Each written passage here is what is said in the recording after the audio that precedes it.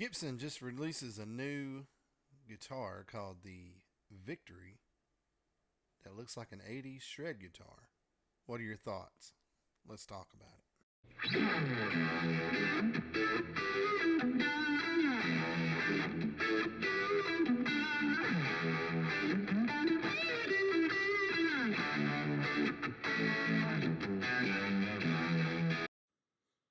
Good people, what's going on? Welcome back.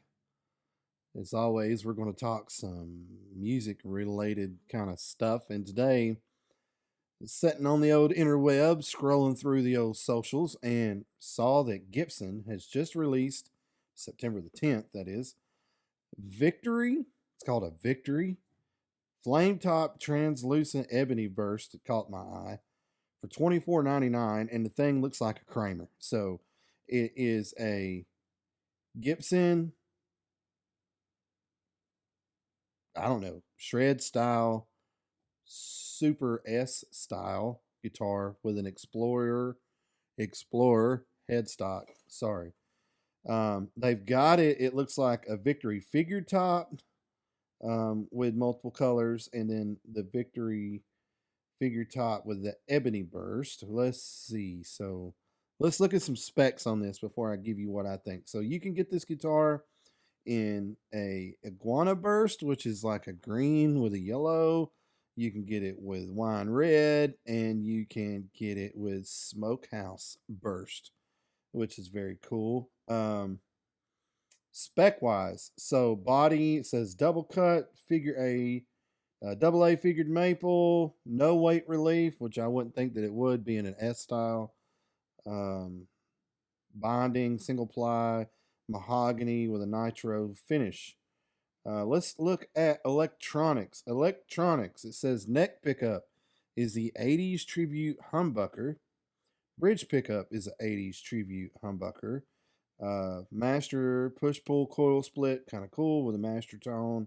Quarter-inch jack, three-way toggle.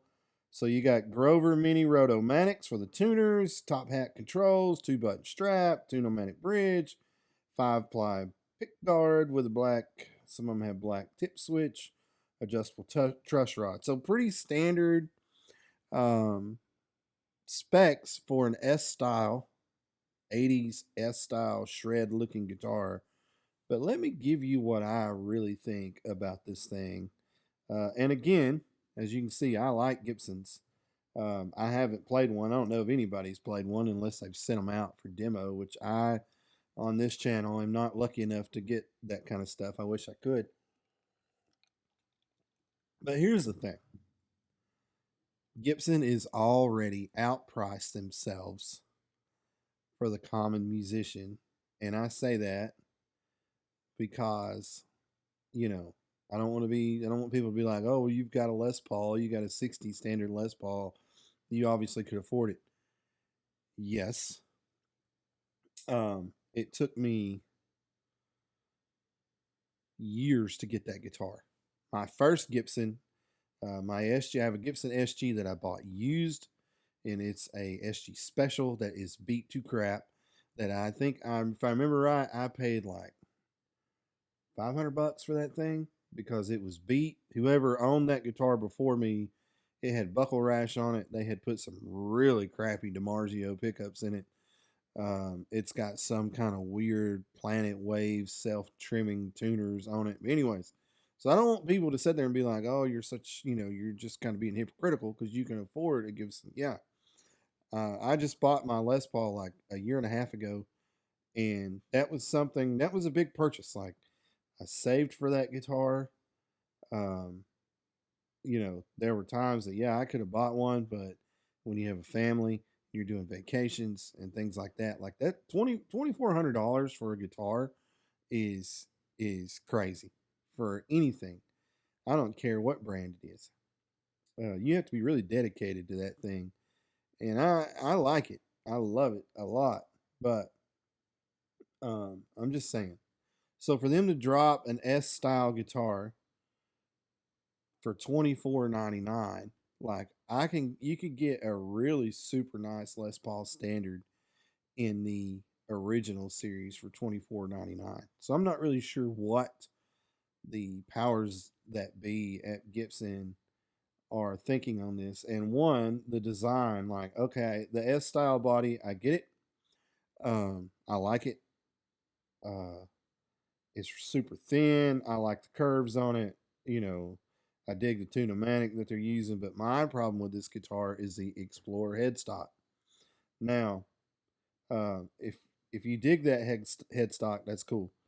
It will fix the G string problem that most Gibson have. But the thing about that though is, why would you not design a side by side where the tuners are not in line? When I say side by side, why would you not design a side by side headstock, a new headstock that's not a Gibson? Like, give us something new. Because here's the thing, uh, John Mayer crashed the guitar market with the Silver Sky, and it's an S style, and it's so damn close to a Fender Strat that body wise, side by side, they look like it.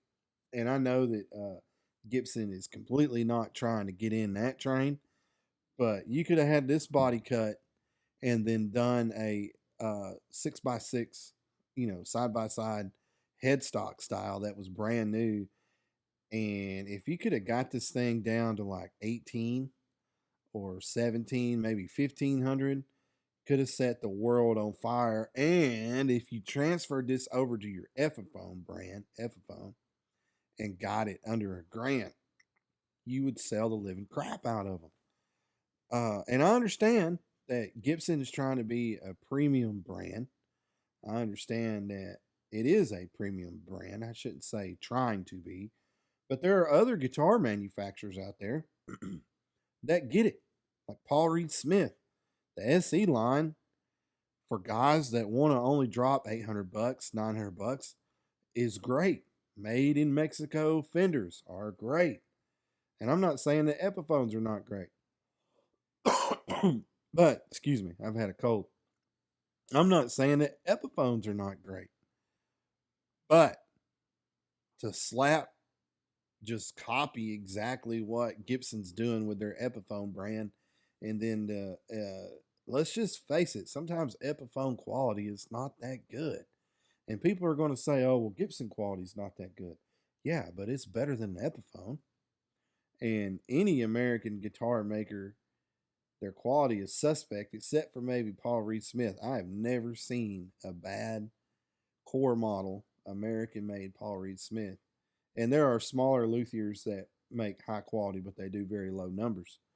Um, I think, and y'all may disagree, and that's the beauty of having your own YouTube channel. You can say what you agree with, what you don't agree with, but I just disagree with this. I think Gibson missed the ball with this. Some pros of it are the finishes are cool. That iguana burst is super cool. I'll put a picture of it somewhere around here.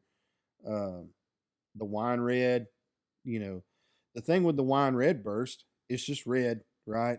That thing should have been under $2,000.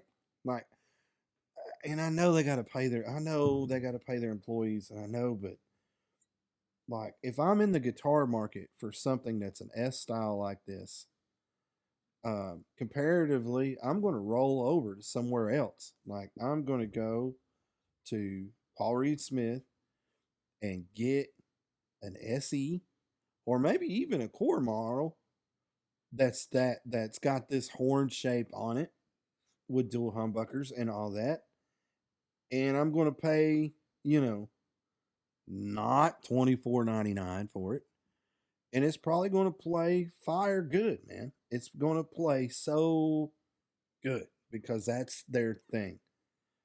And I'm not saying that Gibsons don't play great, but they miss the mark on this. And um, I don't know what this is targeted at. I mean, it's an 80s rocker guitar. Um, you know, I don't know what their marketing is going to be for this guitar. But if you're trying to get in to musicians' hands, you gotta get in that $1,500, and that's still a lot for an instrument. But nowadays, you got to roll in that price point. Like I'm sitting here right now looking at the PRS website, and I'm not affiliated with PRS, not affiliated with any brand. I love this hat. I got this hat a couple years ago, and it's clean. So, but I guess what I'm getting at is guitars like some brands. I'm not gonna say some brands. I'm just gonna say it. Gibson has outpriced themselves for working musicians in the new market. Used, we all know, as long as you're not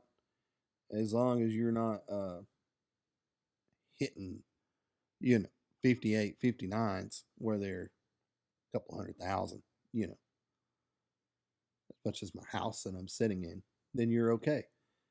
But to pick up, if you're saying to yourself like, well, I need a Les Paul, you can go get a used Lester for 18, 14, whatever, which is still a shitload of money. I'm not going to sit here and say this is not a lot of money, because I did it, you know. But just looking at what other brands offer, I feel like they missed the mark with this. $24.99. I feel like this guitar is not worth $24.99. Especially with, does it come with? It's got a case. Okay, cool. Comes with a case, lifetime warranty, setup included, whatever, the standard, the standard stuff when you buy a guitar. But like it says hard shell case, um, accessories, Gibson accessory kit, so you get the little multi-tool. I just think they missed the mark. I would have loved to have seen this, um, like I said, with a side-by-side headstock. And I get they're going 80s tribute, whatever, but I would have been super excited about this because I've always thought that Gibson needs that S style. And when I say S style, I don't, it's a Strat. It's a Strat style. I've always wanted a Strat style bodied Gibson. And when Paul Reed Smith did the Silver Sky, I was like, woo, maybe Gibson is going to get on board with this and give us something like that. Yeah, I got an SG, but it's not, that body shape is not for everybody. Mine's super neck heavy. Um, like when I'm standing with it with a strap, it just chops wood. I would have loved to just seen this guitar, this particular Victory body style, with a different headstock. I mean, even with a Les Paul headstock, with not that drastic of a break angle, would have been probably fire. It probably would have been outrageously good. It would have been good looking. I'd love to play one of these, so maybe I don't have a lot of local Gibson dealers around here. Maybe I'll get a chance to play it. Um, I just think the last couple of guitars that Gibson has dropped, like this and the Theodore is cool. I don't know if you've seen the Theodore. I put a picture of it, whatever. But again, you've got two different headstock styles that they're using. They're not going to put the Firebird style headstock on this thing, but you've got the Explorer headstock that they're putting on these, or the Les Paul that they should have done, I think. That's just me. And then you could have transferred it over to Epiphone and sold a metric shit ton of them. Anyways, comment below what you think. What do you think? Do you think this is a hit? Do you think this is trash? Let me know. And as always, stay safe, love one another, and remember that music is love, and love is music. Until next time, good people, be good.